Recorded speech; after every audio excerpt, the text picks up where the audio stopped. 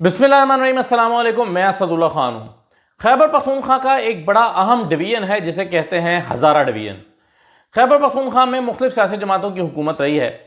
MMA की भी रही है, पीपल्स पार्टी की भी रही है, ANP की भी रही है और पिछले 12 साल से तो PTI की है।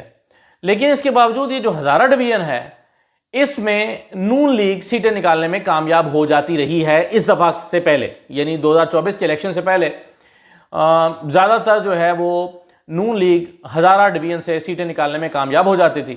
यही वजह है कि इस मरतबा तो नवाज शरीफ साहब ने भी अपना पंजाब छोड़कर अपना लाहौर से भी एक सीट पे इलेक्शन लड़े वो, लेकिन मेक श्योर करने के लिए कि अगर वो लाहौर हारते भी हैं तो एक सीट तो उनकी पक्की होगी, वो मानसहरा से भी आके इलेक्शन लड़े, क्योंकि उन्हें लगता है कि हज़ारा डिवीज़न तो हमारा अपना है।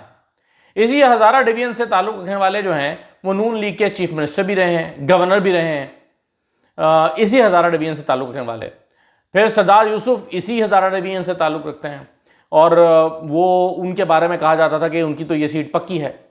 फिर जुनैद सफदर भी जुनैद सफदर की माशाल्लाह शादी हो रही है, उनका नाम मेरे जहन में आ गया, उनकी तस्वीरें मैं अभी देख रहा था। कैप्टन सफदर जो हैं वो भी इसी डिवीज़न से हैं। तो ये डिवीज़न नून लीग का अपना डिवीज़न रहा है और इस डिवीज़न के जो इम्पॉर्टेंट हिस्से हैं जहां पर नून लीग का बड़ा गढ़ समझा जाता था, वो ख़ास तौर पर मानसहरा, एबटाबाद और हरीपुर है।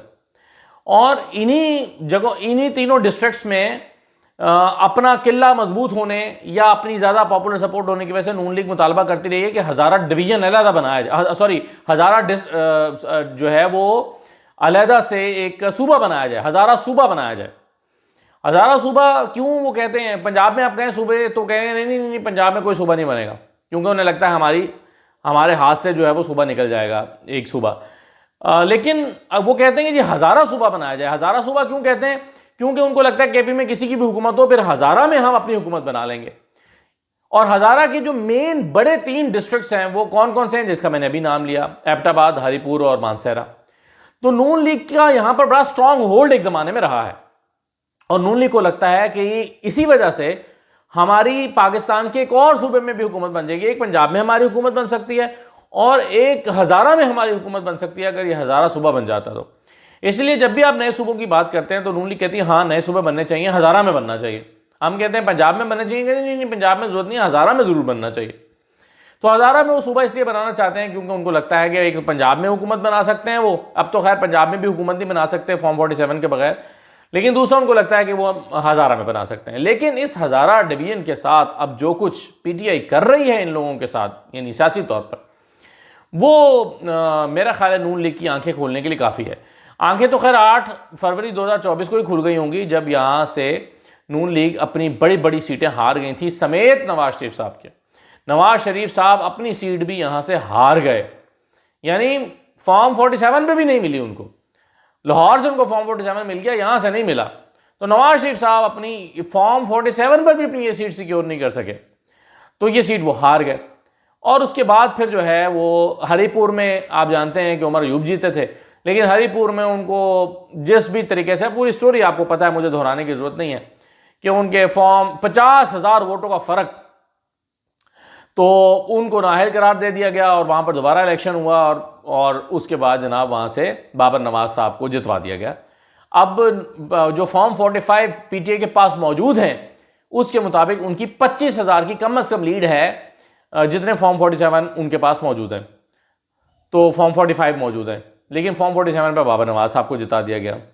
तो अब आज का जो इवेंट हुआ है, जो इन तीनों डिस्ट्रिक्ट्स का, एबटाबाद, हरीपुर, मानसहरा, तो यहाँ के मनाजिर देख के लगता है कि ये जो अजला हैं ये नून लीग के हाथ से मुकम्मल तौर पर निकल चुके हैं। वैसे तो 8 फरवरी 2024 को भी साबित हो गया था, लेकिन फिर भी उस पर उनका क्लेम बाकी है। वो समझते हैं कि हमारा इस रीजन में, इस डिवीजन में और इन डिस्ट्रिक्ट्स में हमारा क्लेम बाकी है, नून लीग की समझती है। लेकिन आज के विजुअल्स देख के लगता है कि इनका शायद अब क्लेम बाकी नहीं बचा है।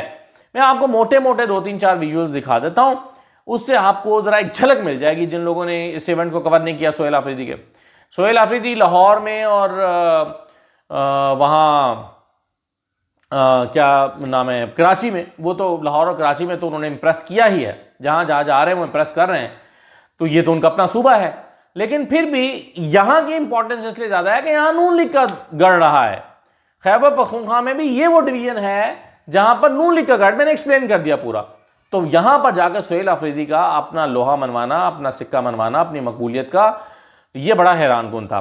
मसलन मानसहरा के मैं अगर आपको मनाजिर दिखाऊँ तो मानसहरा में किस तरह से लोगों ने निकल कर अपने वालिहानापन का और मोहब्बत का और पीटीआई के साथ अपने लगाव का इजहार किया। 13 सेकंड का एक क्लिप आप देख लीजिए।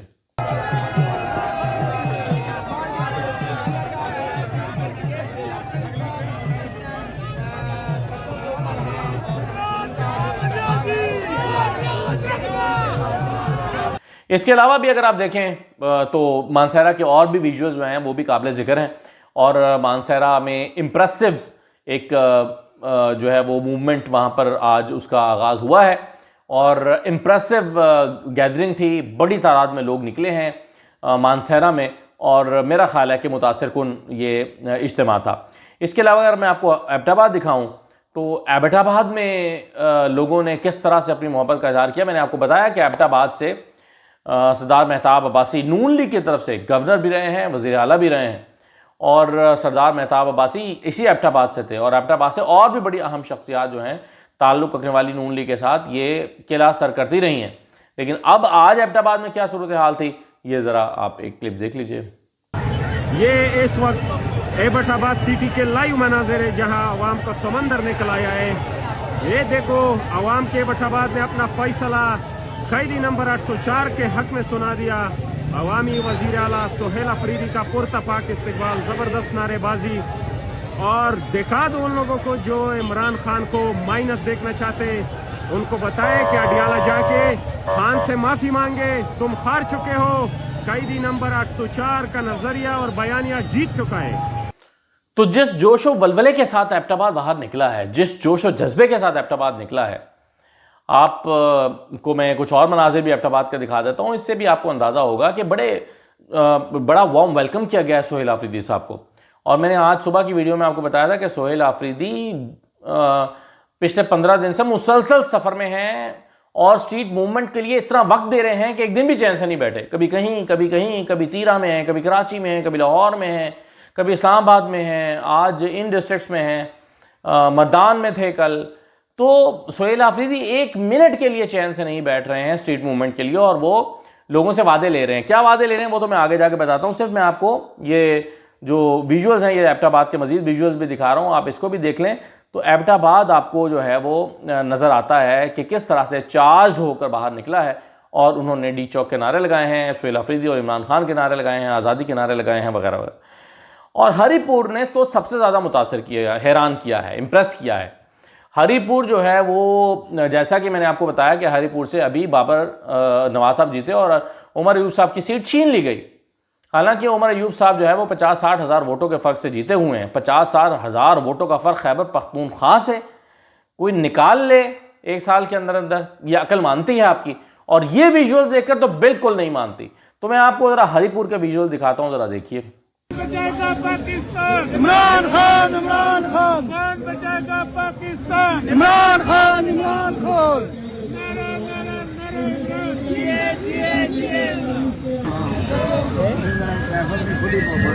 चौके पे चलो, आगे चलो ना चौक पे।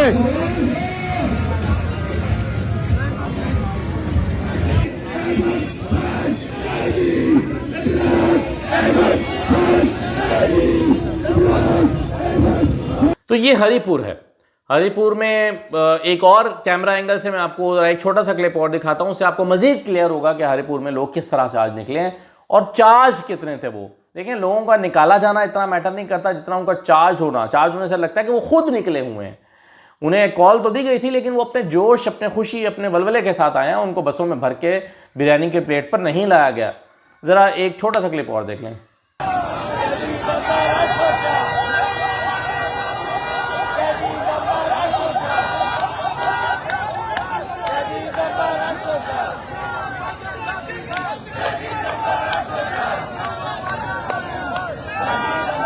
सुहेल आफरीदी साहब ने एक मुख्तसर ख़िताब भी किया यहाँ पर। उस ख़िताब का मैं आपको एक छोटा सा पार्ट सुनाता हूँ क्योंकि फिर मैंने उस पर बात करनी है। एक 1.5 मिनट का क्लिप देख लें और उसमें जो उन्होंने कहा है, जो वादा लोगों से लिया है, उस पर थोड़ी सी बात करके फिर मैं इस वीडियो को एंड करता हूँ। लेकिन ज़रा आप ये छोटा सा उनकी तकरीर का एक छोटा हिस्सा सुन लीजिए। पाकिस्तान में लोगों का जोश, जज्बा, जुनून देख रहा हूं, वो कमाल का है और आज हरिपुर ने भी कमाल कर दिया है माशाल्लाह।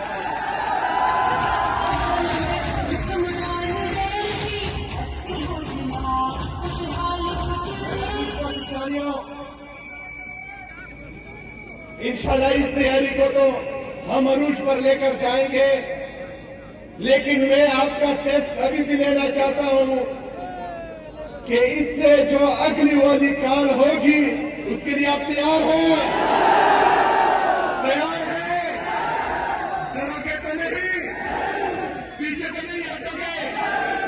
क्या एक दफा फिर मरने के लिए तैयार हो?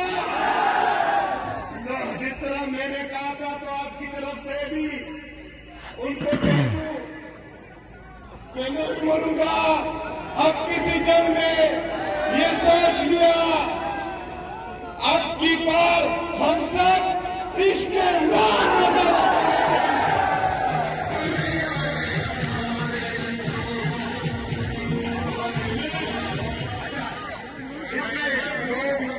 सामने का हॉस्पिटल है, इसके लिए मैं पैसे ऑलरेडी रिलीज कर चुका हूं अल्हम्दुलिल्लाह।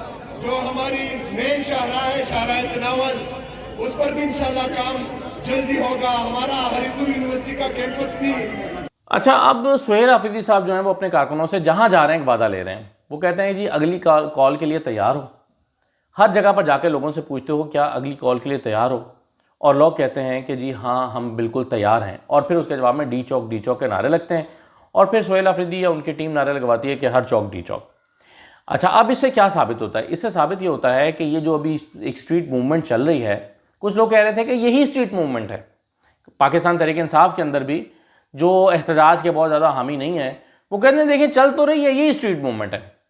लेकिन जब आप किसी से वादा लेते हैं कि अगली कॉल के लिए तैयार हो, उसका मतलब है कि ये स्ट्रीट मूवमेंट नहीं है, ये वार्म अप मैच है। स्ट्रीट मूवमेंट तो भी आने वाली है, या जो फाइनल कॉल है वो तो भी आने वाली है। तो वह सुहेल आफरीदी के क्यों कहते हैं कि क्या आप अगली कॉल के लिए तैयार हो? इसका मतलब है कि 8 फरवरी 2026 या इसके अलावा कोई बड़ी कॉल जिसके बारे में अभी तक पाकिस्तान तहरीक इंसाफ ने अपना प्लान जो है वो अनवेल नहीं किया है। यानी 8 फरवरी के लिए ये तो कहा है कि 8 फरवरी को पहिया जाम हड़ताल होगी, पहिया जाम की कॉल दी जाए, लेकिन वो कैसे पहिया जाम होगी इसका हमें ये पहलू भी पता चला है कि सुहेल आफरीदी साहब लाहौर जाएंगे, लाहौर में पंजाब को लीड करेंगे। इसी तरह से जो शाहिद खट्टक है वो खैबर पख्तूनख्वा को लीड कर रहे होंगे, महमूद अचकज़ई बलोचिस्तान जाएंगे, लामा राजा नासिर अब्बास कराची जाएंगे। ये इनकी जिम्मेदारियां लगा दी गई हैं या लग गई हैं। तो अब पाकिस्तान तहरीक इंसाफ ने 8 फरवरी का ये तो कह दिया है, लेकिन ये सारे रहनुमा जो जाएंगे क्या करेंगे, प्लान क्या है जिसको एग्जीक्यूट करना है, और क्या यही कॉल है जिसकी बात की जा रही है कि अगली कॉल के लिए तैयार हो, या इसके अलावा भी कोई प्लान है? तो देखिए, पाकिस्तान तहरीक इंसाफ ने अभी अपने कार्ड सीने से लगा के रखे हुए हैं, लेकिन साथ साथ ये ज़रूर बता दिया है कि ये स्ट्रीट मूवमेंट फाइनल कॉल नहीं है, फाइनल कॉल तो आने वाली है। यानी कारकुनों को उसको बताया जाएगा कि उन्होंने क्या करना है।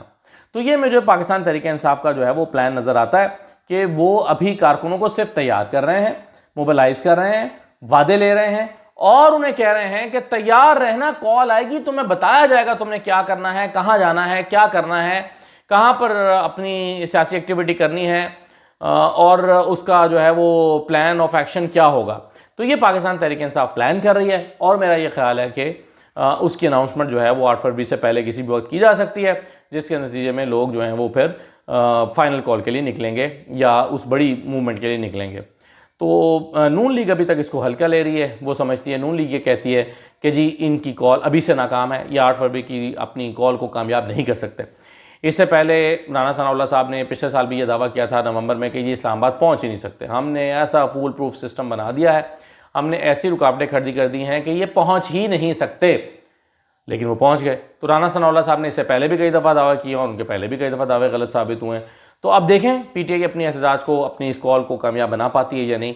लेकिन बहरहाल आज का जो शो था मानसरा, हरिपुर, एबटाबाद, ये बड़ा पावरफुल शो था जो सुहेल आफरीदी साहब ने किया है। इजाज़त दीजिए, अल्लाह हाफ़िज़।